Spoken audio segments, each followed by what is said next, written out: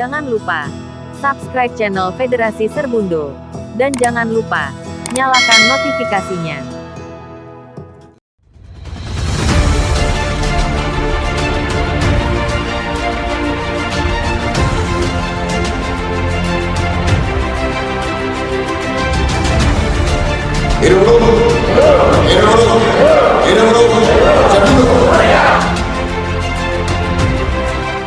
Prinsip kebebasan berserikat ditegaskan oleh Organisasi Perburuhan Internasional melalui Konvensi ILO Nomor 87 Tahun 1948 tentang kebebasan berserikat dan perlindungan hak untuk berorganisasi. Konvensi ini telah diratifikasi pemerintah Indonesia melalui Keputusan Presiden Nomor 83 Tahun 1998. Pasal 2 konvensi ini menyebut, atau para pekerja dan pengusaha, tanpa perbedaan apapun, berhak untuk mendirikan dan menurut aturan organisasi masing-masing, bergabung dengan organisasi lain atas pilihan mereka sendiri tanpa pengaruh pihak lain. Melengkapi Konvensi 87, ILO menerbitkan Konvensi Nomor 98 Tahun 1949 tentang dasar-dasar hak untuk berorganisasi dan untuk berunding bersama.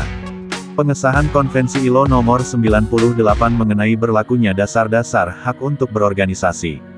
Pasal 1 Ayat 1 Konvensi ILO Nomor 98, menegaskan buruh harus memperoleh cukup perlindungan terhadap tindakan-tindakan diskriminasi anti-serikat, termasuk di dalamnya memaksa buruh untuk bergabung atau melepaskan keanggotaannya, memberhentikan, atau merugikan buruh berdasarkan keanggotaannya dalam serikat atau karena turut serta dalam aktivitas serikat pekerja, serikat buruh. Kriteria standar di situ, kriteria di isu itu juga misalnya tidak ada anak itu semua diadopsi. Jadi ada mekanisme lain juga yang mungkin bisa dipadukan menjadi sebuah peluang kalau kita bicara program misalnya, atau pihak yang bisa dijaring untuk kerjasama. Nah, untuk itu nanti kita akan bahas lagi pada sesi setelah makan siang lebih detailnya. Nanti jangan-jangan ini apa itu moderator mau moderator orang profesional. Maaf, bukan itu maksudnya, tetapi kita mau supaya kita melihat kerangka itu. Terima kasih kepada Bapak Ibu yang sudah sangat antusias ya mau mengikuti sesi Big Tech ini ya, sesi Big Tech. Nah, sesi ini semoga nanti bermanfaat, dan juga tentunya terima kasih kepada Mas Irham, Mas Gus, dan Ibu Lucy. Sekali lagi kita beri aplaus kepada Pak kedua. Terima kasih. Makan siang usulan saya 12.20 kita di sini. Iya, artinya itu kan 12.30 juga. Maksudnya 13 Kita ini karena kayaknya desain acara setelah ini cukup menarik, diskusi kelompok. Nah, biasanya diskusi kelompok itu lebih asik. Masing-masing kita biasanya sudah nggak malu-malu lagi untuk ngasih pendapat dan segala macam. Tapi sebelum diskusi kelompok, saya ingin membekali sedikit teman-teman tentang terutama Konvensi 87 dan Konvensi 98 ILO, di mana dua konvensi ini merupakan ruh atau dasar atau spirit dari isu kebebasan berserikat, dan nanti akan saya kaitkan bagaimana terkait dengan dunia papasan kita. Nah teman-teman, seperti biasa presentasi saya selalu saya awali dengan hal-hal yang berbau suci, yang berbau kitab-kitab di ILO gitu ya. Prinsip kebebasan berserikat ini ada beberapa sandarannya selain dua konvensi yang saya sebutkan tadi gitu ya.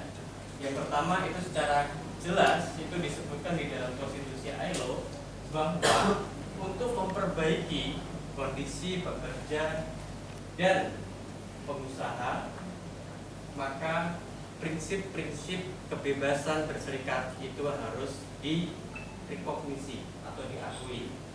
Jadi jelas di konstitusi ILO kebebasan berserikat itu mengacu pada dua entitas setidaknya.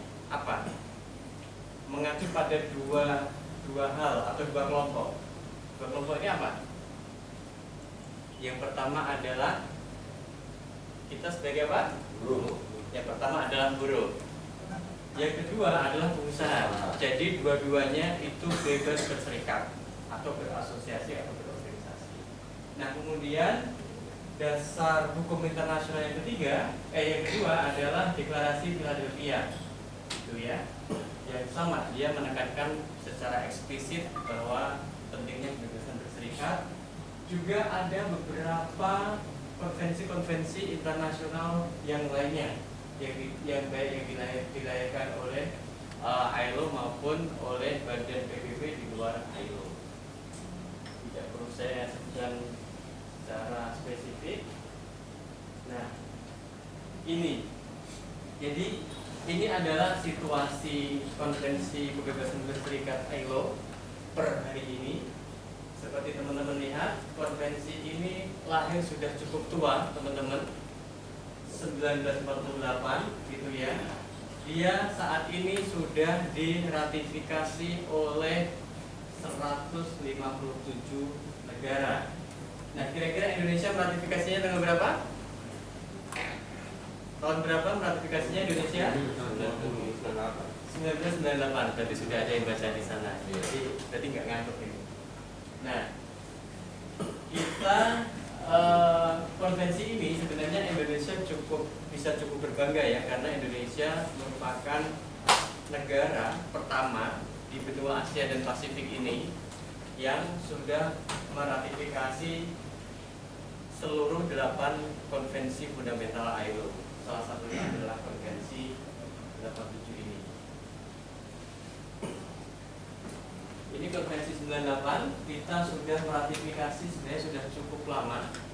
Ini kita masih awal-awal Indonesia masuk sebagai negara anggota ILO, kita sudah meratifikasinya yaitu tanggal 15 Juli 1957. Kemudian sudah ada 160 negara di dunia yang meratifikasi. Nah, teman-teman, tadi Bang sudah jelasin belum ya? Karena ini kita sedang membahas 2 konvensi dari 10 konvensi dasar ILO. Jadi begini, tadi saya sudah menjelaskan bahwa sifat dari konvensi itu bagi negara anggota ILO itu wajib dilaksanakan ketika negara tersebut sudah meratifikasinya, kan kayak gitu ya. Nah, khusus untuk konvensi-konvensi dasar ILO itu seluruh negara anggota ILO itu wajib melaksanakannya, baik dia sudah meratifikasi maupun belum. Jadi misalnya kayak konvensi ini ya, 98 itu dari seluruh negara anggota ILO, ternyata masih ada beberapa yang tadi negara anggota ILO ada berapa? 20. Nah, itulah ya. Semoga nanti pertanyaan ini tidak keluar di post test, karena kalau keluar lagi dan gak ingat berarti jawabnya kan salah. Berarti kalau salah nggak dapat tiket pulang. Itu ya Mbak ya. Itu yang ngasih tiket pulang udah senyum-senyum. Nah, artinya kan ada negara-negara anggota ILO dalam konteks konvensi 98 ini yang belum ratifikasi. Nah, karena ini konvensi fundamental itu intinya adalah konvensi ini kalau tidak dijalankan berarti di negara tersebut itu dianggap tidak memiliki aturan yang memang punya etikat baik untuk melindungi buruh. Intinya kayak gitu. Makanya dia fundamental, makanya dia dasar, makanya harus dilaksanakan. Nah, bagi negara-negara anggota yang belum ratifikasi konvensi 98 ini, dia tetap wajib melaksanakannya. Itu ya. Jadi semenjak berdiri itu ada 8 konvensi dasar, tapi berdasarkan ILC yang terakhir kemarin itu sekarang bertambah lagi jadi 2. Jadi sekarang ada 10 konvensi dasar. Oh, pantesan tadi saya ngomong berteriak-teriak ini ya. Iya, bahaya juga kalau berteriak cukup cepat lapar nanti Pak Edi ya. Cepat break kalau cepat lapar ya gitu ya. Nah, ini adalah landasan filosofisnya teman-teman. Jadi memang awalnya kebebasan berserikat ini awalnya digunakan untuk membuka keran dari semua pihak untuk bisa saling negosiasi gitu ya, karena memang di dunia bipartit terutama itu selalu ada dua entitas yang tujuan utamanya itu berbeda, dan karena berbeda kadang bisa saling kontradiksi kayak gitu ya, saling berhadapan-hadapan. Misalnya pekerja itu tujuannya adalah mereka bisa mendapatkan hak-haknya, bisa diberikan hak-haknya secara adil. Maka tujuan negosiasinya adalah negosiasi untuk mendapatkan keadilan di tempat kerja. Tetapi pengusaha itu jangan berharap kalau kita tujuan pengusaha adalah menyejahterakan buruhnya gitu. Itu nggak ada gitu. Ada tapi di ranking yang mungkin agak-agak ke belakang. Tujuan utamanya tentu adalah meningkatnya produktivitas perusahaan, meningkatnya keuntungan dan seterusnya. Nah, makanya ini perlu dipertemukan kayak gitu ya. Nah, hak-hak apa saja yang diatur dalam Konvensi 87 ini adalah intinya keempat hal ini. Yang pertama adalah hak untuk mendirikan dan bergabung dengan organisasi yang mereka pilih sendiri. Sekali lagi perlu dipahami ya, bahwa kebebasan berserikat itu bukan saja untuk organisasi buruh, tetapi juga untuk organisasi pengusaha. Kemudian pembentukan organisasi tanpa perlu mendapatkan persetujuan. Teman-teman kalau mendirikan serikat itu harus disetujui atau enggak? Ya, harus disetujui. Yang siapa yang menyetujui? Perusahaan. Dinas. Berarti perusahaan, itu pengusaha, dinas berarti pemerintah ya. Nah, kira-kira bertentangan nggak dengan Konvensi 87 ini? Nah, kalau tahu udah bertentangan, nanti teman-teman bisa berpegangan dengan ini dan Indonesia sudah meratifikasinya gitu ya. Artinya kalau itu kemudian dilarang, berarti perusahaan atau yang melarang, misalnya pemerintah atau dinas, itu berarti melanggar konvensi sekaligus melanggar undang-undang, karena kita ratifikasi dan sudah kita turunkan ke dalam kebijakan nasional. Kemudian yang ketiga adalah hak untuk membuat konstitusi dan aturan internal sendiri. Tadi sudah banyak dijelaskan oleh Mbak Lucy. Jadi memang sebuah konvensi itu ditujukan selain untuk membuat standar norma internasional terhadap masalah tertentu atau masalah yang sedang diatur, juga memang kita gunakan untuk agar negara anggota ILO itu punya acuan ketika akan membuat undang-undang atau peraturan di tingkat nasional. Kemudian perlindungan terhadap pembubaran atau penundaan organisasi oleh otoritas administratif. Jadi otoritasnya ini administratif ya sebenarnya ya, hanya bersifat, makanya kalau teman-teman melihat di undang-undang serikat buruh kita, sifat pemerintah itu sebenarnya hanyalah administratif. Sebenarnya adalah mencatatkan, mereka tidak bisa menolak. Tapi ini juga kadang Bang Henry, ini juga yang kadang menjadi dimanfaatkan. Jadi contohnya misalnya pemerintah itu beralasan kewajiban kami mencatat, tidak bisa menolak gitu. Nah, makanya di tingkat pusat sana ada beberapa konfederasi yang itu dicatat semuanya, padahal namanya sama, logonya sama, dan seterusnya. Akhirnya ada kepemimpinan ganda. Saya nggak perlu menyebutkan lah ya, tadi sudah saya sebutkan. Akibatnya ya itu tadi, jadi ada kepengurusan kembar Bang Edi, dan itu cukup membingungkan. Kemudian hak untuk mendirikan federasi-konfederasi untuk berafiliasi dengan organisasi internasional. Tadi Mbak Lucy juga sudah menyebutkan saat ini ada banyak sekali afiliasi atau organisasi serikat buruh di tingkat internasional. Salah satunya, bukan salahnya, dan yang memiliki suara tetap secara resmi di ILO itu namanya ITUC, International Trade Union Confederation. Nah, di Indonesia itu yang berafiliasi ada dua. Yang pertama adalah KSPI dan yang kedua adalah KSPSI.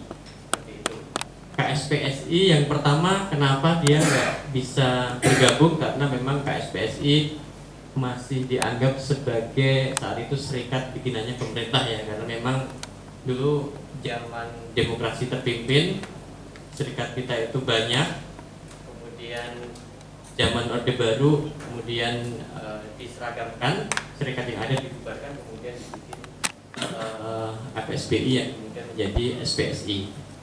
Saya nggak usah pakai ini ya. Coba lagi. Tes. Nah kalau coba lagi 3 kali dapat hadiah. Anda beruntung. Kemudian ini teman-teman ini juga menarik. Jadi ternyata kebebasan berserikat, konvensi kebebasan berserikat ILO itu juga dalam banyak hal menginspirasi untuk adanya penghormatan hak-hak sipil.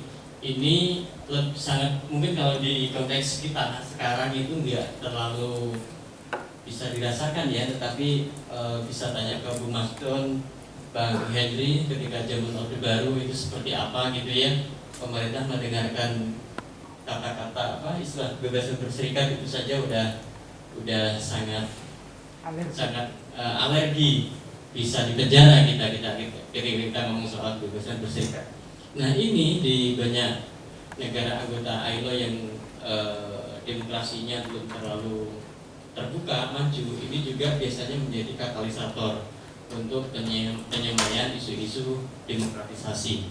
Jadi mereka bisa dijamin hanya berkumpul, kemudian berorganisasi dan seterusnya. Kemudian di pasal 8 ini selamat datang Mbak Lucy. Saya contohkan salah satunya aja adalah menghargai hukum yang berlaku di negara tersebut. Jadi ada prinsip-prinsip seperti itu.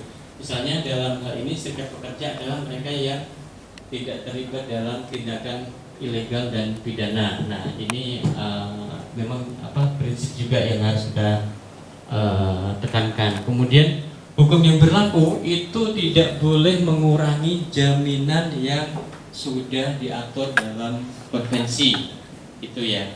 Jadi apalagi ketika sebuah negara sudah meratifikasinya gitu. Jadi hukum itu tidak boleh, hukum di tingkat nasional itu tidak boleh mengurangi, tidak boleh mengerdilkan atau membuat lebih kecil hak-hak yang sudah dijamin di dalam konvensi.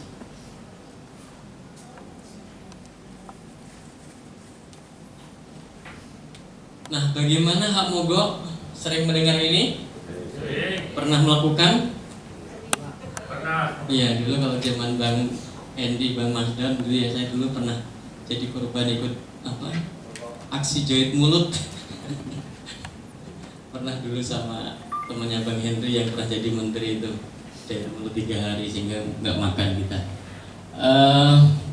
Nah sebenarnya di konvensi 87 ini teman-teman tidak secara eksplisit mengatur mengenai hak mogok gitu ya, tetapi karena ini dianggap masih relevan, masih terkait dan intrinsik untuk hak-hak mereka untuk bisa serikat ini kaum buruh ini bisa berorganisasi, maka itu kemudian bisa dibenarkan.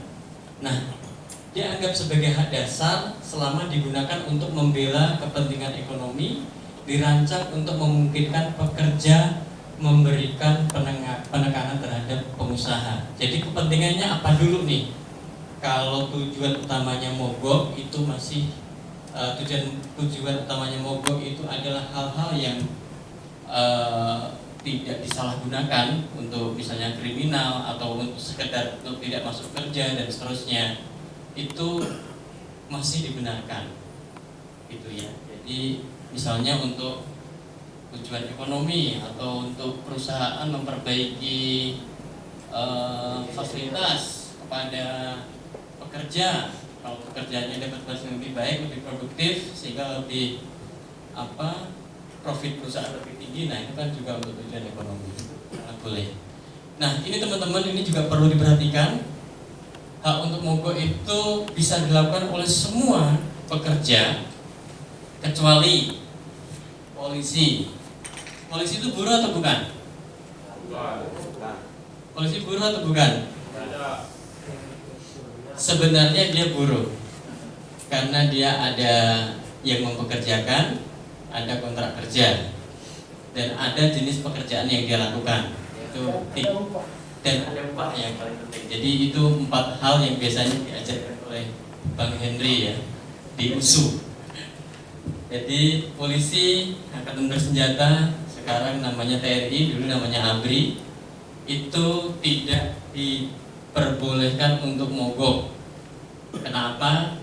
Ya karena 2 pilar ini sangat penting gitu ya. Polisi ini kan menjaga keamanan dan keselamatan sipil. Bisa dibayangkan kalau mereka tiba-tiba mogok, nah itu bisa disalahgunakan untuk tujuan yang membahayakan sebuah negara. Apalagi angkatan bersenjata, karena mereka yang pegang senjata, mereka secara de facto bisa memiliki kemampuan untuk melakukan penggulingan kekuasaan untuk makar, gitu ya. Nah kemudian melaksanakan kewenangan atas nama negara, pekerja yang bekerja pada bidang pelayanan penting, nah ini juga tidak boleh. Kemudian pada kondisi darurat nasional akut, ketika misalnya semua fungsi masyarakatan itu kalau kemudian mogok itu dilakukan, semuanya bisa terhenti. Nah ini kan prinsip-prinsip keselarasan dan ketertiban umum kemudian ada yang dilanggar gitu ya. Triknya seperti itu teman-teman. Next. Tujuan mogok, prinsip-prinsip kebebasan berserikat tidak mencakup mogok atas alasan politis. Nah ini perlu diketahui, atas alasan politis. Meskipun juga mencakup hal-hal tersebut, terutama dalam berhubungan langsung dengan kepentingan sosial dan ekonomi anggota. Jadi itu ya penekanannya, tidak boleh dilakukan untuk alasan politis. Kemudian sebuah larangan yang menyeluruh, seragam berlaku untuk semua jenis pemogokan, misalnya ya. Terhadap jenis mogok simpatis dapat berujung pada penyelewengan. Pekerja harus dapat menikmati hak mengambil tindakan semacam itu ketika mogok yang mereka dukung itu sah secara hukum. Jadi titik tekannya adalah pemogokan tersebut yang dilakukan haruslah tidak boleh melanggar kaidah-kaidah hukum yang ada, sehingga kemudian tidak ada alasan untuk dilarang.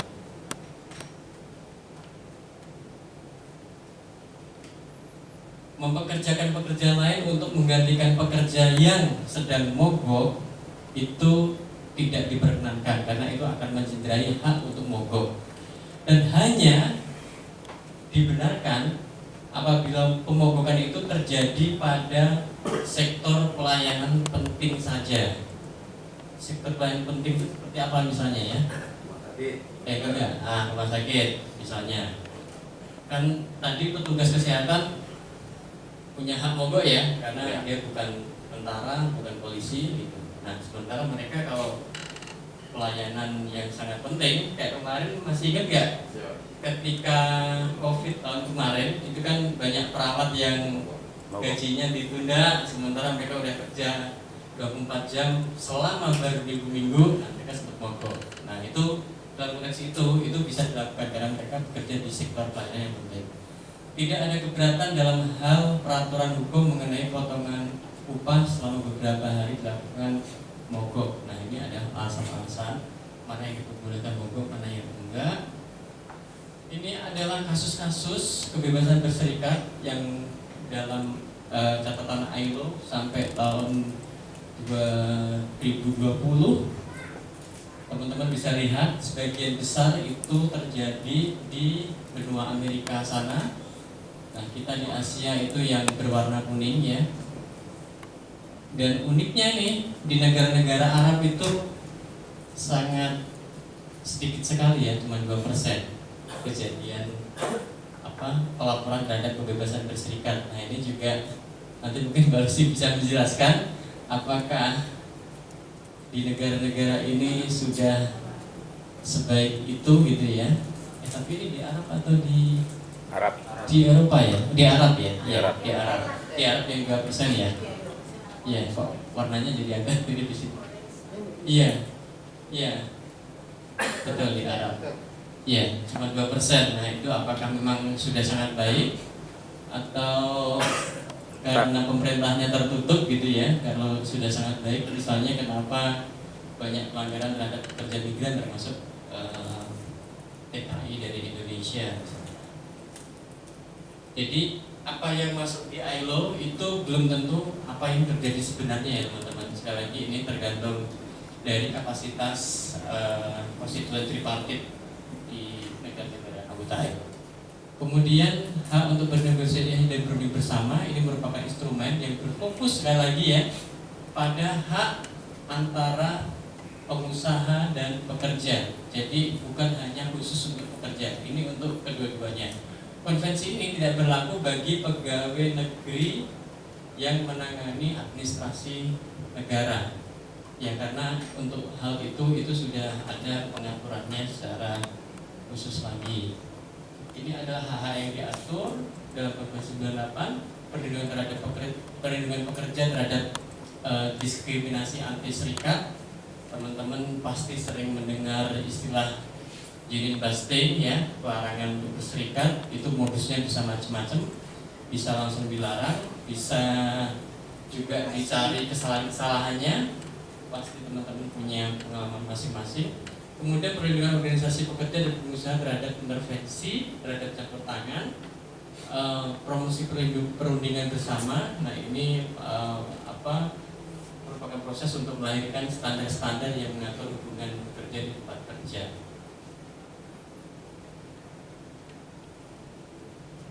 Ini tadi yang saya sebenarnya sudah sempat sampaikan, ada 6 isu kondisi kerja layak di sektor kelapa sawit Indonesia.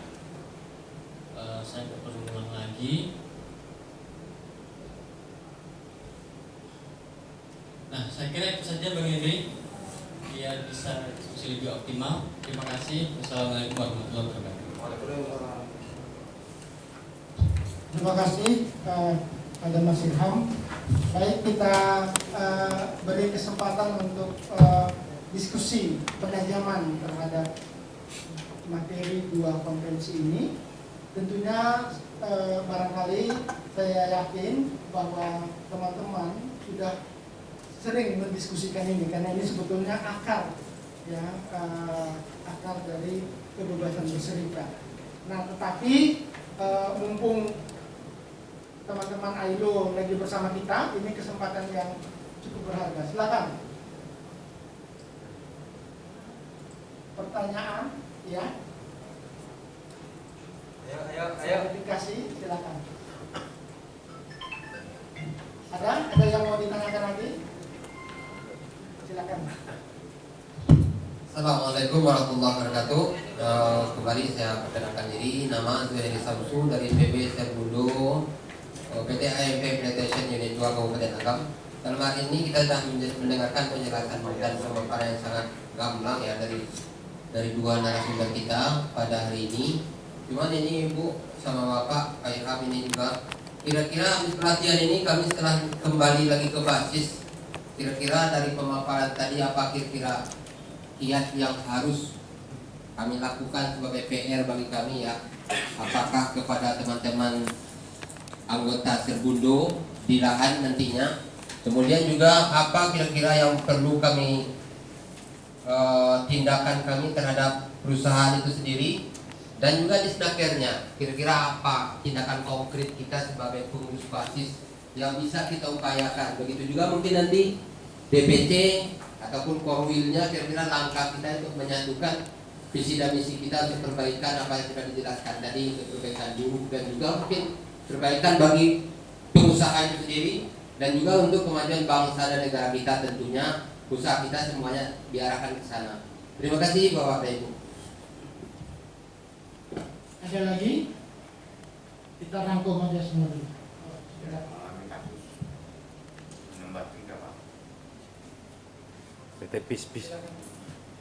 Tipis ngomong. Halo. Ya, Assalamualaikum warahmatullahi wabarakatuh. Emang nggak aneh sama aku tanya, karena udah ngantuk biarlah aku tanya. Gak boleh ngantuk. Oke Pak, saya memperkenalkan diri, nama saya Mulungan Hara, sering dipanggil Ucora perusahaan. Jadi saya dari Padang Lawas Utara, pemekaran dari Tapanuli Selatan. Jadi tempat kerja saya di Kabupaten Padang Lawas Utara atau sering disebut Paluta, dan masuk ke pelosok seperti yang dibilang Bapak itu tadi.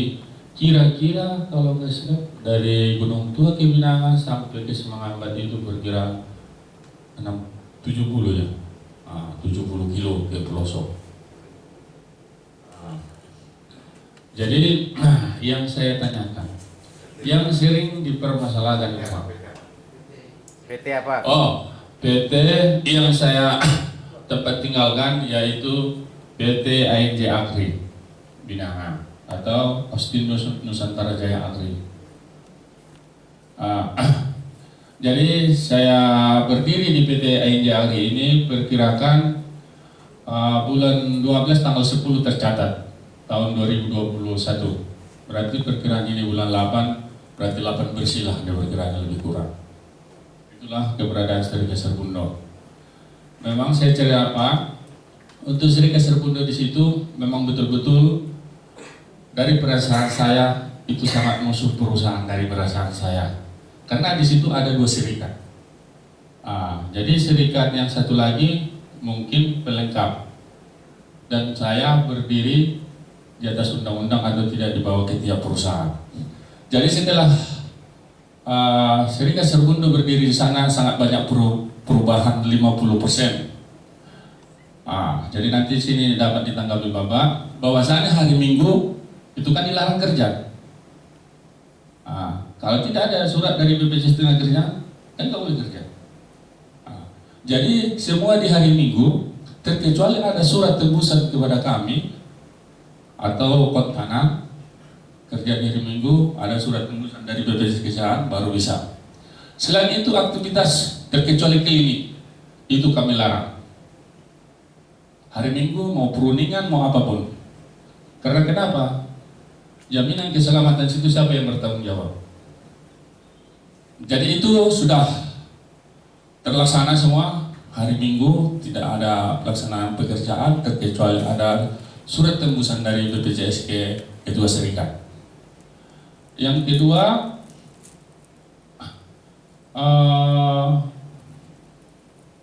sampai mana Pak pertanggungjawaban nanti apa tadi ILO atau usaha ILO untuk memperjuangkan di tempat kami itu sedang berjuang memperjuangkan istri permanen itu jadi KHT.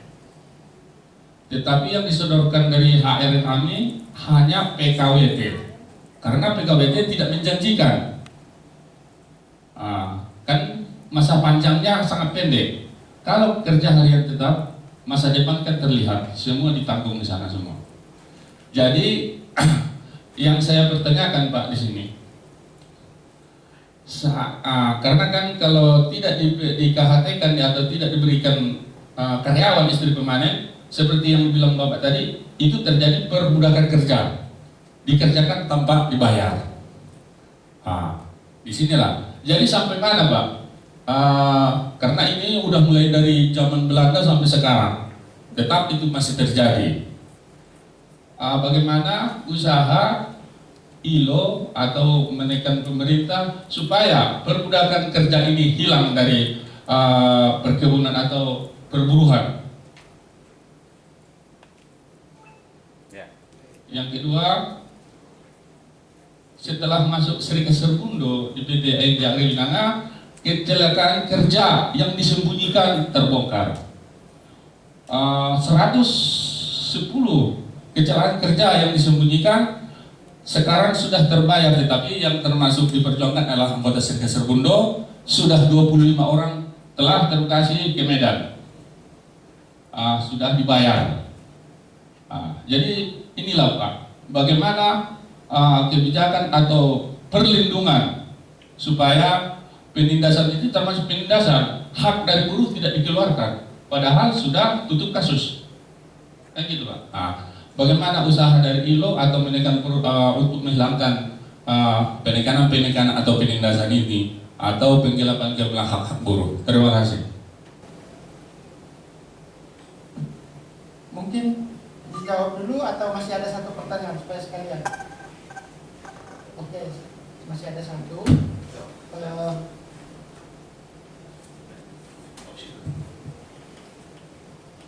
Nanti sekaligus. Silakan. Baik, selamat siang untuk kita semua. Nama saya Haji Romi Chandra. Saya berasal dari Pasaman Barat. Yang saya mau tanyakan di sini atau yang mau saya sampaikan yaitu tadi sudah dikupas oleh Pak Ilham tentang kebebasan berserikat. Kebetulan saya dapat informasi dari berbagai kawan-kawan di lapangan, terutama dari kawan-kawan serikat Serbundo. Ada oknum-oknum pimpinan perusahaan di lapangan seolah-olah mereka tidak mengizinkan serikat yang seperti rekan kita sampaikan tadi, misalnya Serbundo ini untuk lahir di perusahaan itu. Karena mungkin bisa saja mungkin dalam tanda kutip dianggap akan menjadi musuh mereka. Mereka lebih cenderung hanya untuk membesarkan serikat yang sudah biasa di bawah ketiak mereka. Jadi harapan kami supaya kami mempunyai seolah-olah punya legitimasi yang agak tinggi sedikit atau di bawah sedikit. Harapan kami mungkin dari ILO ini untuk mensosialisasikan lagi ke perusahaan-perusahaan, apalagi yang sifatnya sudah go internasional seperti Wilmar dan kawan-kawan yang lain, untuk agar lebih intens mensosialisasikan. Jadi para pimpinan-pimpinan yang ada di perusahaan ini mereka lebih mengerti. Apabila kami ingin menemui mereka, mereka paham dan tidak seolah-olah kami bukanlah musuh. Nah, mungkin itu yang kami bisa sampaikan. Ada tambahan?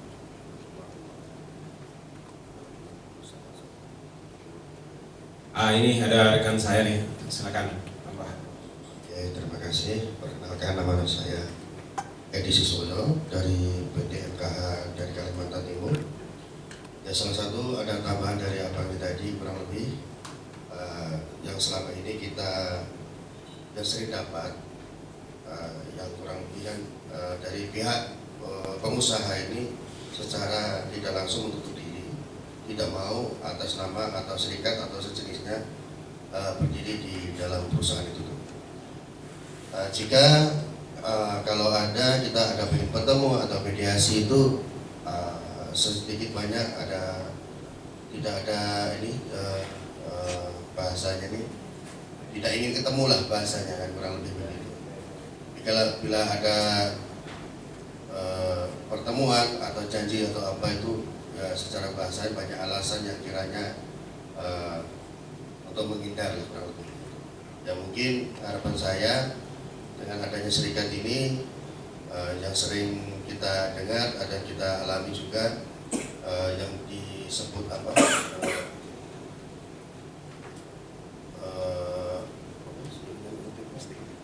Pasti. Ya, itu salah satunya saya pernah dapat. Terima kasih. Tambahan sedikit lagi Pak. Apalagi pimpinan tersebut itu asli putra daerah tersebut. Tambah susah kan. Itu tambah susah. Masalahnya baganya itu, jagonya itu sama dengan kami yang datang. Jadi sama-sama sama-sama jago gitu. Jadi mau mogok nggak bisa, dia ada masa juga. Jadi terbentur kami di situ. Ini mohon petunjuk dan arahan supaya kedepannya serikat-serikat ini bisa lahir di sana dan sama-sama mempunyai kompetisi tersendiri lah gitu. Terima kasih. Assalamualaikum warahmatullahi wabarakatuh. Assalamualaikum warahmatullahi wabarakatuh. Saya tambah dikit Pak. Kembali saya Ade Muhammad Firman dari Agam. Mungkin konkretnya saya coba simpulkan dari pernyataan teman-teman ini. Ketika kita ada permasalahan seperti itu, memang pihak perusahaan bukan tidak tahu, tapi tutup mata, begitu ya. mungkin saya rasa tutup mata. Ada harapan secara konkret kepada ILO. Jadi kita nanti coba menganalisa, mengumpulkan data, lalu kami melaporkan ke ILO. Harapannya kami mendapat fast respon ya, respon yang cepat terhadap laporan kami itu. Ketika mungkin di pemerintah juga nggak selesai gitu kan, kita nggak tahu ada apa permasalahannya, sementara kami siap untuk melakukan pendataan dan menyampaikannya gitu. Yang harapan kami sebenarnya sih itu yang secara konkret minta direspon sebenarnya. Saya pikir itu. Assalamualaikum warahmatullahi wabarakatuh.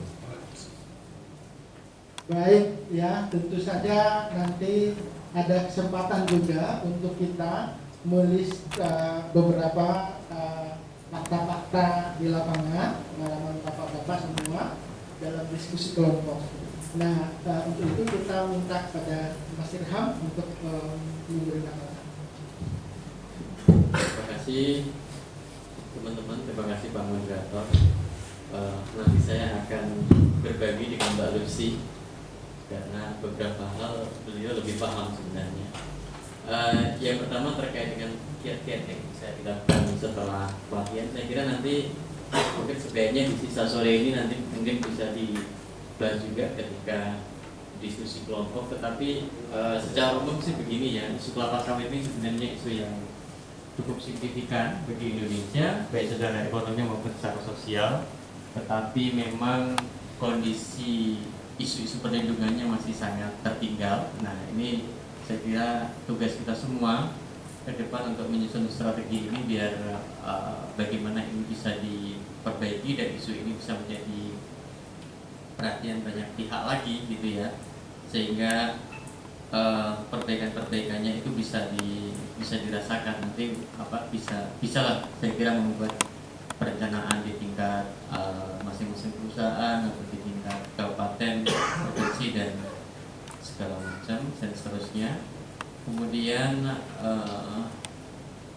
pertanyaan yang dari Pak Uta tadi mungkin nanti Mbak Lucy akan menjawab karena terkait dengan ada kecelakaan kerja, kemudian bagaimana strategi menjadikan istri pemanen itu menjadi karyawan harian tetap. Saya akan menjawab pertanyaan Pak Chandra dari Pasaman Barat. Misalnya banyak sekali di tempat kerjanya ada oknum perusahaan yang tidak mengizinkan serikat untuk lahir di perusahaan. Nah, ini sebenarnya bukan masalah yang spesifik terjadi di sektor perusahaan saja. Rata-rata memang sebagian perusahaan itu cenderung lebih menyukai serikat yang dalam tanda kutip didirikan oleh perusahaan ya, atau lebih sering kita kenal sebagai SPTP. Nah, SPTP atau serikat kuning ya, kayak gitu-gitu. Nah, mungkin kalau menurut saya salah satu strateginya adalah yang pertama, Serbundo ini kan relatif lebih kritis ya dibandingkan dengan yang lain, lebih aktif, lebih teliti, lebih lebih menjaga jarak lah, tidak serta merta selalu kompromi gitu. Nah, vokal ya.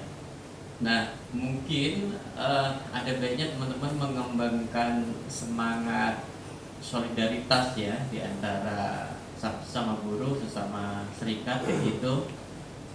Tidak lantas kemudian semakin memperlebar dikotomi, wah saya Serbundo saya lebih maju, situ serikat kuning. Tidak seperti itu. Kalau bisa teman-teman yang ada di sana yang tidak terlalu kritis itu diajak bareng-bareng, sekalipun misalnya belum mau masuk Serbundo misalnya, tapi pengetahuan dan data informasi yang ada di Serbundo mungkin bisa dipertukarkan dengan mereka dan mereka juga bisa tergerak. Itu mungkin salah satu cara ya, walaupun pasti prakteknya di lapangan tidak semudah itu. Tetapi memang dari pengalaman kami, salah satu kelemahan dari serikat-serikat mandiri ini karena mereka kemudian tidak memiliki afiliasi atau jejaring ke organisasi di luar, akhirnya mereka pengetahuannya sangat terbatas sekali tuh Pak. Jadi pengetahuannya biasanya mereka dapatkan secara sepihak dari perusahaan. Nah, tahu sendiri kan kalau misalnya dari perusahaan, kalau memang perusahaannya tidak terlalu bertanggung jawab bisa disalahgunakan. Informasi yang diberikan itu tidak menggambarkan kondisi real di tempat kerja misalnya. Nah, ini kan juga sangat merugikan ya bagi pekerja di perusahaan tersebut, apalagi pekerja yang menjadi anggota serikat ini. Nah, saya kira itu tadi kita bisa membangun solidaritas sebagai sesama serikat untuk bisa bekerja bersama-sama. Entah bentuknya apa ya, yang jelas memperbaiki komunikasi, syukur bisa menyusun strategi bersama gitu. Biar sekali-kali perusahaannya juga kaget loh, ini yang biasanya serikat ini oke-oke aja kok sekarang jadi kritis nih, kayak gitu. Itu kan kalau bisa seperti itu kan jadi menarik gitu ya. Kemudian pertanyaan dari Kalvin, dari Pak Edi, pihak perusahaan menutup diri, suka menghindar dari serikat, ya memang sama, memang kondisinya rata-rata seperti itu ya. Serikat ini lebih, sebagian orang-orang di tingkat manajerial di perusahaan menganggap serikat ini bukan mitra strategis tapi hanya menghalang-halangi. Nah, ini memang PR besar. Saya kira untuk di Sawit memang salah satu hambatannya adalah banyak juga pengusaha besar sawit itu yang tidak berasosiasi. Misalnya nih, asosiasi pengusaha di sawit itu kan namanya GAPI. Nah, GAPI sendiri itu anggotanya dibandingkan dengan seluruh pengusaha sawit di Indonesia itu cuma sekitar 23%-an. Kalau kemudian misalnya BUMN ini sekitar 30 atau 35%, artinya sebagian besar pengusaha sawit itu belum berserikat, belum berasosiasi. Nah, ini kan juga menjadi tantangan. Belum lagi di internal asosiasi yang ada itu juga masih banyak perusahaan-perusahaan yang bermasalah. Bahkan saya beberapa kali mengajak salah satu ketua GAPI misalnya di sebuah daerah, padahal dia salah satu ketua di pengurus pusat, itu pernah suatu ketika, saya nggak mau menyebutkan nama provinsinya, dia ditolak sama ketua GAPI di perusahaan tersebut karena dia bilang GAPI provinsi kami nggak perlu membuka ruang dialog gitu. Kita nggak mau difasilitasi oleh ILO untuk dialog dengan kelompok-kelompok serikat pekerja karena kita di semua perusahaan kita sudah ada serikatnya sendiri-sendiri. Nah, ini kan contoh real ya gitu ya.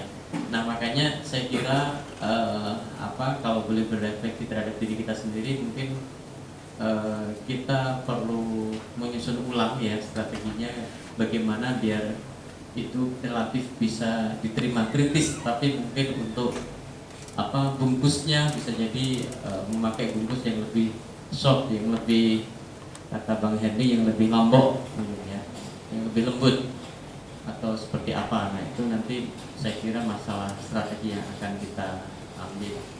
Kemudian pertanyaan Bang Firman, ya saya sepakat Bang, ini sangat penting kita untuk melakukan dokumentasi, pencatatan persoalan-persoalan yang ada, juga sambil mengumpulkan data gitu ya, karena ini sangat diperlukan kalau misalnya teman-teman proses negosiasi, proses pembuatan PKB itu sangat diperlukan, apalagi untuk proses dialog sosial yang lebih banyak. Tadi juga ada usulan misalnya untuk bisa melaporkan kasus ke ILO. Nah, ini kayaknya domainnya Mbak Lucy masih lebih menguasai, saya serahkan pada Mbak Lucy.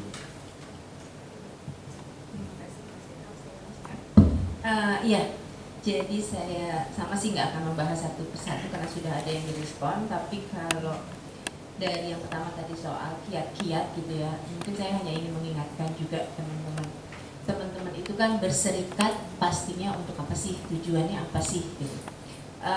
Perbaikan kondisi kerja gitu kan di perusahaan. Karena kalau kita sendiri mungkin kita gampang dimatiin, tapi kalau kita berserikat harapannya suara kita lebih didengar gitu. Dan ada perbaikan di situ. Perbaikannya lewat apa? Kami seringkali mendorong serikat bikin PKB di perusahaan. Karena salah satu untuk mengukur apakah serikat itu efektif atau tidak, itu ada PKB atau tidak di perusahaan. Kalau nggak ada PKB, serikatnya ngapain aja ya sebenarnya? Kok kita perjanjian, kita cuma berdasarkan perjanjian kerja atau kita berdasarkan undang-undang aja yang memang sudah mengatur minimum yang harus diberikan apa. Jadi ini juga challenge buat serikat. Kalau sudah berdiri ya harusnya juga bisa untuk bernegosiasi dengan perusahaan. Itu nggak mudah memang gitu. Tapi kalau kita punya PKB, apalagi kalau isi PKB-nya lebih baik dari undang-undang, itu adalah bukti kita memang efektif sebagai serikat. Tentu saja ada tugas lain, advokasi, pendampingan dan sebagainya. Tapi yang menjadi yang ruh gitu kan, yang kalau orang udah PKB akan lihat apa-apa semua ke PKB. Jadi itu mungkin yang target kita berserikat, pada akhirnya kita harus bisa bikin PKB tadi. Nah ini menyambung ke pertanyaan yang kedua. Tapi kadang-kadang kan suka banyak ya SP-SP di perusahaan. Sebenarnya PKB itu juga salah satu bentuk mampu nggak sih serikatnya itu bersolidaritas, menggabungkan suaranya. Karena kan cuma ada satu PKB di perusahaan. Dan itu harus diwakili oleh serikat yang memang bervariasi tadi di dalam perusahaan. Kalau Serbundo tadi, Serbundo itu terkenal loh sebagai musuh perusahaan. Saya rasa itu sebenarnya bentuk salah satu indikasi Serbundo bekerja dengan baik kayaknya. Berarti dia bukan boneka perusahaan gitu. Sama, kami juga di AILO seperti itu. Kami kalau datang ke serikat buruh pasti dimusuhin. Ini AILO ngomong melulu, tidak ada perbaikan untuk buruh. Ke perusahaan juga sama. Ini AILO apa? Provokasi buruh terus untuk mogok. Ke pemerintah juga sama, kita dimusuhin juga. AILO ini cuma ngedesak-desak pemerintah aja. Tapi kenapa? Kami tetap optimis. Kami melihat kalau semua orang benci kami, berarti kami sudah melakukan yang fair buat mereka semua, karena semua hasilnya benci sama kita gitu kan. Tapi bukan begitu juga sih, cuma itu bukti bahwa kita menjalankan fungsi kita nggak cuma yes atau iya aja gitu kan. Jadi mungkin harus berbangga juga gitu kalau ada Serbundo, perusahaan agak takut juga dan menganggap wah ini bakal banyak sekali masalah. Tapi sebagai serikat tentu saja kita juga punya strategi gitu kan. Kalau ngadepin sesuatu, saya yakin teman-teman juga belajar. Kita mau kooperatif gitu ya, kita mau kompromi atau kita mau frontal gitu. Pilihannya kan selalu itu gitu. Tapi ini adalah menurut saya kita nggak harus selalu frontal atau kita nggak harus selalu kompromi. Tergantung tentu saja situasi yang kita hadapi seperti apa. Kadang-kala mungkin kita harus kompromi, harus dialog dulu, harus akhirnya kerjasama dulu. Tapi kadang-kala memang kalau udah nggak bisa dibilangin, tampang banget ya mau nggak mau kita frontal. Jadi aksi-aksi yang kita lakukan sih sebaiknya juga nggak cuma melulu satu aksi aja akhirnya udah kebaca nih kita seperti apa. Mungkin ada baiknya kita mengkombinasikan, tergantung dari permasalahannya ini seperti apa. Kalau masih bisa diajak ngomong, bisa duduk bersama, ya udah mungkin pakai itu lebih baik ya. Karena kenapa? Karena itu juga bisa jadi menjadikan hubungan baik, impresi mereka terhadap kita mungkin akan berubah. Oh mereka nggak selalu kok frontal, bisa aja juga mereka diajak ngomong dan itu mungkin ada hasilnya juga. Jadi mungkin kombinasi ya, kalau saya sih melihatnya, kadang saya melihat beberapa serikat yang besar gitu, itu karena mereka melakukan itu, mereka konsisten, mereka nggak selalu demo, mereka nggak selalu nggak mau ngomong, tapi kadang-kadang mereka kayak apa ya, bukan bermuka dua juga, tapi benar-benar melihat situasinya seperti apa. Ini apa yang harus saya lakukan. Kalau kita belajar soal negosiasi, pasti kita diajarkan untuk bernegosiasi berdasarkan kepentingan. Kepentingannya kita apa sih? Bukan bernegosiasi berdasarkan posisi atau kekuasaan. Karena kalau berdasarkan kekuasaan atau posisi kita, sulit buat mencapai apa yang kita dapatkan gitu. Jadi itu ya yang penting. Nah, satu tadi buat PKB itu kita perlu satu suara di dalam serikat pekerjanya. Kita perlu merangkul mungkin yang tadinya kita anggap musuh, yang tadinya kita anggap kompetisi, mau nggak mau ya harus diajak ngobrol juga. Nih kalau kita mau sama-sama dianggap efektif sama anggota kita, ya kita harus bikin PKB. Nah caranya ya tadi mungkin akhirnya mendengarkan satu sama lain juga untuk kemudian bisa mendesak perusahaannya serikat mau bikin PKB. Karena yang punya kewajiban meminta PKB itu adalah serikat. Perusahaan kalau nggak diminta nggak bakalan mau bikin PKB. Di undang-undang juga seperti itu kan, pengusaha yang wajib merespon kalau ada permintaan pembuatan PKB, tapi dia nggak wajib membuat PKB kalau SP-nya aja nggak mau gitu kan. Satu lagi mungkin yang harus kita waspadai, banyaknya serikat di perusahaan itu kadang-kala juga dipakai oleh pengusaha untuk menunda-nunda membuat PKB. Mereka akan beralasan ya kalian aja nggak sepakat siapa yang jadi juri rundingnya gitu. Jadi ya udah akhirnya dibiari 2 tahun, 3 tahun, pekerjanya berantem, dia makin tepuk tangan gitu ya. Karena kan buat dia makin mudah nih dia pakai aja yang minimum yang disuruh oleh undang-undang, nggak ada perbaikan akhirnya di tempat kerja. Jadi jangan sampai kita membuat SP malah digunakan oleh perusahaan untuk mengobrak-abrik atau memecah belah kebijakan atau keputusan hanya menampung aspirasi, menjembatani itu.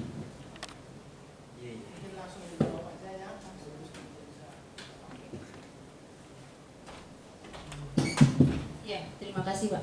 Tentu saja pertama ya mendengarkan cerita Bapak itu sebenarnya juga salah satu bentuk buat kami memahami kan apa yang terjadi di lapangan seperti itu apa yang sesungguhnya terjadi seperti apa gitu. Mungkin benar bahwa ini hanya lihat dari belakang layar dari jauh gitu ya.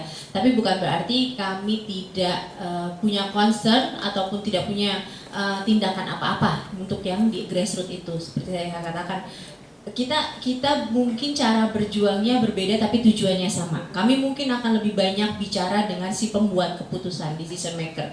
Kami mungkin kalau kami bergerak di lapangan gitu ya, di tingkat perusahaannya, sekali lagi kami akan lebih banyak merangkul serikat pekerjanya, merangkul yang seperti Serbundo ini atau merangkul perusahaannya. Kita akan berada di situ, tapi kami mungkin tidak akan langsung menindak perusahaan yang melanggar, tidak, karena sekali lagi dia juga punya aturan hukum menurut hukum Indonesia dan sebagainya. Tapi kami memantau dan monitor. Kalau ternyata pemerintah sendiri tidak melaksanakan hukum yang dia buat, yaitu yang akan kami jadikan teguran tentu saja untuk pemerintahnya. Jadi ada Pak, tentu saja tindakan untuk perbaikan itu juga kami arahkan adalah tindakan perbaikan langsung kepada pekerjanya. Begitu juga tadi yang bicara soal LKS bipartit, ini juga yang kami lihat ya. Kadang-kadang kami sayangkan Indonesia punya aturan yang bagus gitu kan sebenarnya, tapi nggak terlalu dimanfaatkan gitu. LKS bipartit itu tadi kayak Bapak bilang, dia nggak ada decision making di situ, dia hanya konsultasi, dia hanya komunikasi gitu kan.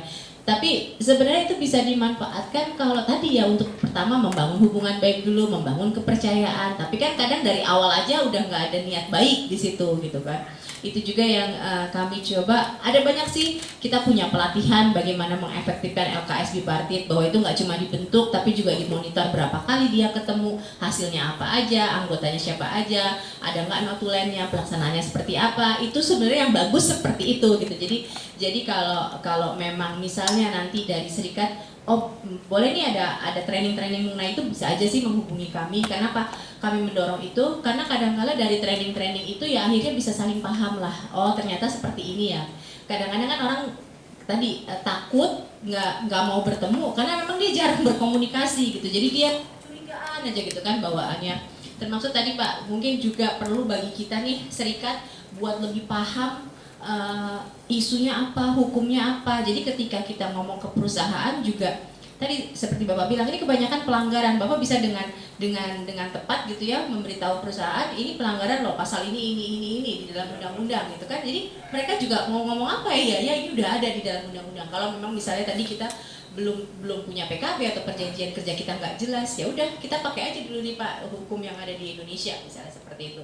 Dan kadang-kala itu cukup membantu sih ketika si pengurus serikatnya sangat paham misalnya dengan aturan hukumnya seperti apa. Satu lagi juga ya tadi isu soal banyak yang kena mental gitu ya. Karena sebenarnya sih buat jadi pengurus serikat pekerja itu pasti ada perlindungannya. Indonesia sudah ratifikasi tadi Konvensi 87 kan ya. Itu banyak sekali sebenarnya perlindungan yang diberikan di situ, termasuk sudah diatur juga di dalam Undang-Undang Nomor 21 tahun 2000. Tapi memang sekali lagi banyak yang nggak tahu, serikat yang nggak tahu, pengusahanya mencoba membuat orang-orang makin nggak tahu gitu kan. Jadi mungkin pemahaman kita apa sih hak-hak yang kita punya itu juga penting untuk kita mendorong orang lebih aktif ya berserikat, karena kita juga kan nggak mau kehilangan anggota kita gitu ya. Tadi kayak ya udah kalau nggak berani mundur aja. Mungkin kalau dibegituin mereka juga ya udah saya mundur aja deh gitu kan. Saya lebih mentingin keluarga saya, anak-anak saya dan sebagainya. Tapi mungkin juga memberitahu mereka apa sih hak-hak yang mereka punya, sehingga mereka juga paling tidak gitu ya nggak lagi ketika berhadapan dengan perusahaan dengan segala macam ancaman dan intimidasi tadi. Tapi memang perjuangannya pasti panjang, perjuangannya pasti berat gitu. Apalagi kami melihat nih dari angka-angka keanggotaan serikat Indonesia cukup mengkhawatirkan ya Mas Irham. Kalau saya nggak salah jumlah keanggotaannya makin lama makin menurun. Jadi sebenarnya buat serikat pekerja ini kerja yang berat banget gitu kan, untuk bisa memastikan pekerja masih mau berserikat tadi. Balik lagi seberapa relevan kita gitu. Kadang-kadang ini seperti telur duluan atau ayam duluan. Mereka mendapat manfaat dulu dari serikat, apa mereka masuk dulu ke serikat baru mendapatkan manfaat.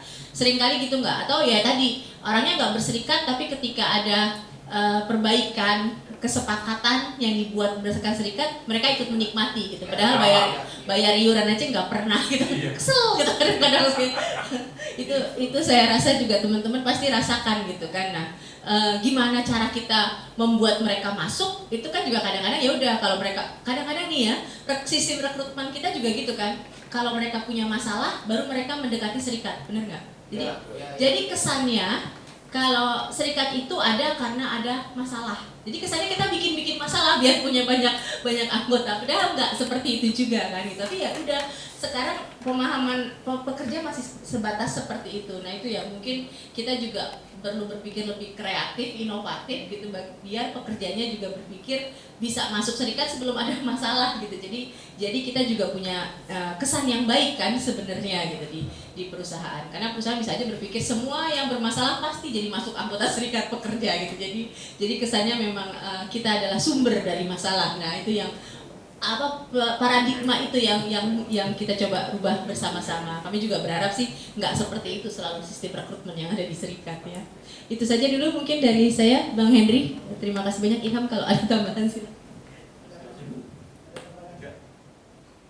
Baik ya, artinya tentu saja akan banyak hal lagi yang nanti kita bisa gali pada kesempatan lainnya ya. Nah, tetapi karena kita ada keterbatasan waktu, jadi mungkin sesi pemaparan dan diskusi kita selesaikan sampai di sini dengan catatan tadi ya, ada komunikasi berikutnya apabila ada hal-hal yang memang bisa didialogkan. Nah, tetapi apa yang perlu kita, artinya dari pagi ini kita saya coba merangkum ya sedikit bahwa di ILO tadi strukturnya sudah dijelaskan, ada konstitusi yang mengatur, ada keanggotaan tripartit dan anggotanya juga negara seperti itu ya. Ada juga keterbatasan mekanisme intervensi langsung karena seperti itu statutanya dan juga tentunya ya regulasi-regulasinya. Nah, tentunya juga banyak juga ya harapan-harapan yang bisa dilakukan. Dalam hal ini ada 10 konvensi inti ILO yang mendukung ya keberlangsungan pekerja layak di tempat kerja termasuk di sektor sawit. Ada banyak tantangan di sektor sawit. Lalu kemudian juga tadi tentang kebebasan berserikat. Ternyata tadi juga sudah ada umpan balik, ada masalah-masalah yang masih terjadi.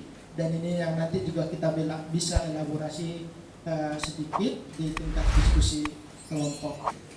Kita beri aplaus sekali lagi kepada Irham dan Bu Lucy. Terima kasih Pak Irham dan Bu Lucy. Kita break sebentar, lalu atau kita break ya. Setelah itu kita diskusi kelompok. Break dalam arti kita nggak usah pindah dulu, artinya supaya sebentar, karena setelah diskusi kelompok itu juga break gitu ya. Break dalam arti kita santai sejenak ya, merehat. Tapi nggak apa-apa juga kalau kita mau lanjut gitu ya. Kalau mau ada pindah dulu. Karena diskusi kelompok itu sama aja juga dengan break ya, bisa di tempat cari oksigen langsung ya. Oke. Ya, oke, break selesai.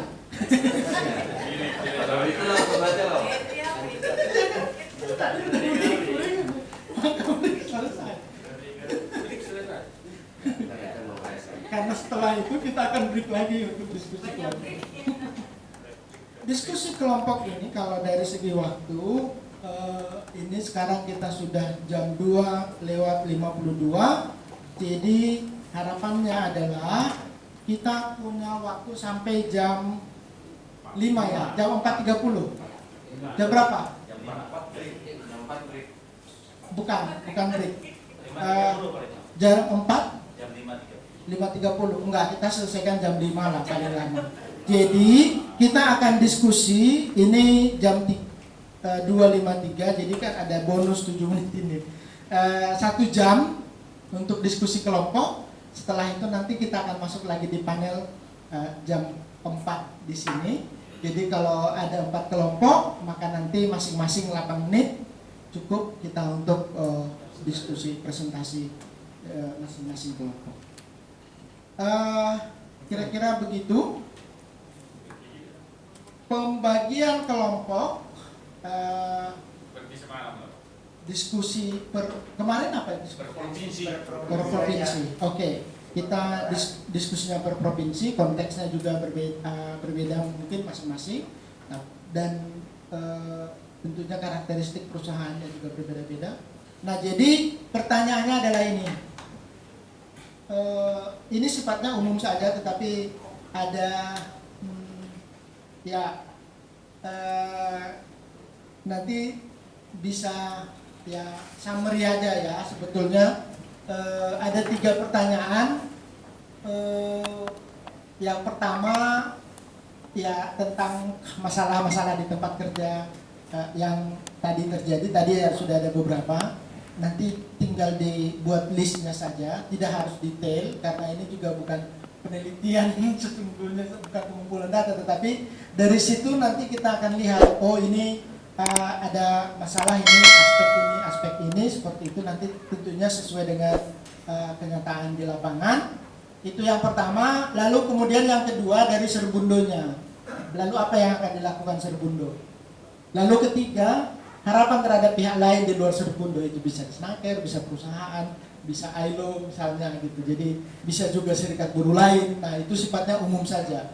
Tapi dari situ nanti akan ketahuan setidaknya kalau mau diangkat ke level strategi ke depan. Nah, ini akan tentunya bisa membantu Serbundo. Fokusnya adalah di aspek-aspek standar konvensi ILO ini, tetapi kalau lebih khusus kepada kebebasan berserikat dan perundingan bersama itu silakan juga, tetapi tetap bahwa ada konvensi-konvensi lain. K3 tadi juga sudah muncul. Baik, kira-kira begitu. Ada pertanyaan tentang cukup nggak ini? Cukup lah ya, artinya ya. Enggak, maksudnya waktunya cukup untuk mendiskusikan ini ya? Enggak. 4 kelompok, tapi pertanyaan ini jawab masing-masing kelompok. Iya. Ya, kelompok per provinsi. Dimulai. Maksudnya yang 3 itu tetap jawab ya? Semua kelompok menjawab itu. Oh, iya, semua kelompok menjawab pertanyaan yang sama. Jawaban hasil diskusi bisa di kertas plano dan spidol. Tempat diskusi silakan ditentukan, waktu sampai dengan jam 4. Nah, lebih bagus memang di sana. Di kolam renang juga ada tempat, di atas ya, ada tempat diskusi, bisa dipergunakan kalau mau lebih. Lantai 6. Sampai ketemu, terima kasih ya kita semua. Matikan. Nanti ini bisa di WA kan. Oh, tapi sudah ada foto ya. Oke. Ya. Oke. Terima kasih telah menonton video ini.